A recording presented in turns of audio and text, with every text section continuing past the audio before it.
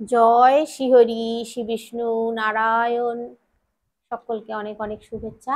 আজকে যে বিষয়টা বলবো, প্রদীপ জ্বালাতে গিয়ে আমরা অনেক ভুল করে ফেলি। কিরকম ভুল করি জানেন?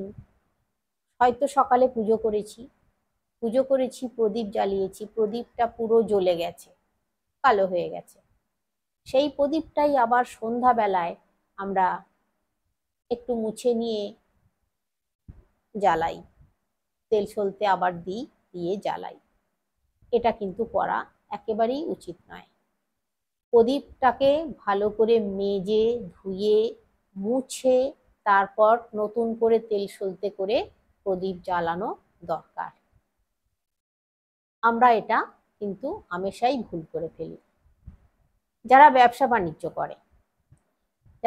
বাণিজ্য করে তারা অনেক সময় দেখা যায় কি দোকানপাট বন্ধ করে বাড়ি ফেরার সময় তো মন্দিরে ঢুকে 5-10 টাকা দিয়ে ঘন্টা বাজায়, ঢং ঢং ডং ডং ডং ডং ডং ডং করে অনেকবার ঘন্টা বাজায়, 1000বার ঘন্টা বাজিয়ে দিল, নাড়িয়ে দিল ঘন্টাটাকে। এটা কিন্তু করা ঠিক নয়। 3বারের বেশি ঘন্টা বাজানো একেবারেই উচিত নয়। এতে কিন্তু এই যে আপনি ব্যবসা বাণিজ্য করেন, আপনি যে এই ভুলটা করছেন, এটা মহা পাপ করছেন। এটা মহা পাপ, পাপের ভাগীদার হতে হয় এটা করলে। 3বার বাজাবেন ঘন্টা, হ্যাঁ অবশ্যই দেবেন, টাকা পয়সা দেবেন প্রণামী বক্সে দিয়ে 3বার ঘন্টা বাজাবেন। 3বার ঘন্টা বাজাতে হয়, 3বারের বেশি ঘন্টা বাজাতে নেই। তারপর এই যে ঘন্টা বা ঠাকুর শয়ান মানে যখন মন্দিরের দরজা বন্ধ হয়ে যায়, তখন ঘন্টা বাজায় অনেকে। সেটাও কিন্তু ঠিক নয়। মন্দিরের দরজা বন্ধ হয়ে গেলে ঘন্টা বাজাতে নেই। ঠাকুরকে শয়ান দেওয়া হয়ে গেলে ঘন্টা বাজাতে নেই। যদি দেখছেন যে হ্যাঁ মন্দিরের দরজা বন্ধ আছে, তাহলে ঘন্টা বাজাবেন না। প্রণামী বক্সে পয়সা দিয়ে প্রণাম করে চলে যাবেন, কিন্তু ঘন্টা বাজাবেন না।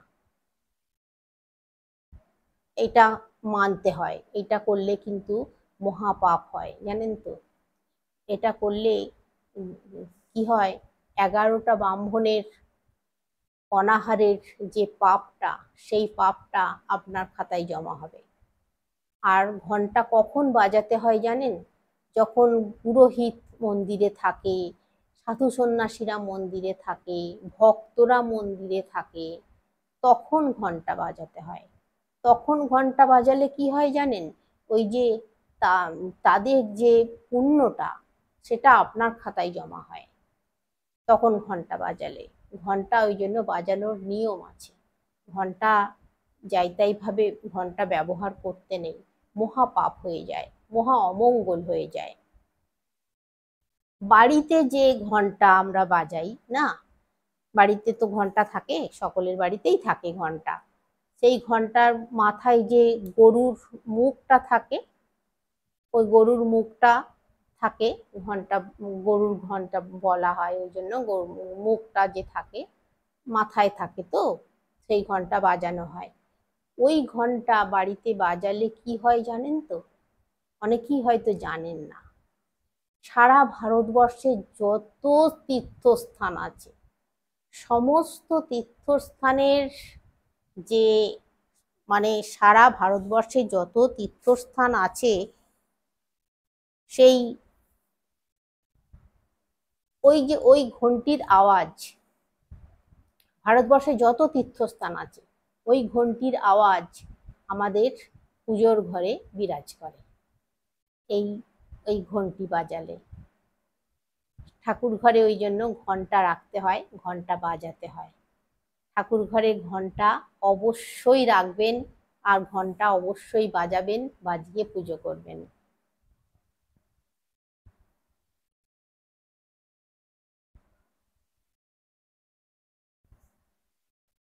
এই পুজোর ঘরে যে আমাদের ঠাকুর পুজোর ঘরে যে ঘন্টার আওয়াজ বিরাজ করে বললাম না, যে সারা ভারতবর্ষের যত তীর্থস্থান আছে সেই ঠাকুর ঘর, আমাদের ঠাকুর ঘরে বিরাজ করে এই ঘন্টার আওয়াজে।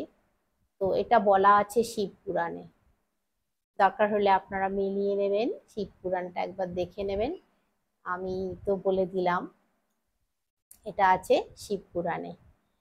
তো এরকমই ভিডিও পাওয়ার জন্য আমার চ্যানেলটাকে আপনারা সাবস্ক্রাইব করে রাখুন। আরও হাজারো ভিডিও আমি নিয়ে আসছি, নতুন নতুন ভিডিও নিয়ে আসছি, আপনারা অবশ্যই দেখবেন, আমন্ত্রণ রইল। সকলে অনেক সুস্থ থাকবেন, অনেক ভালো থাকবেন। আজকে আসছি।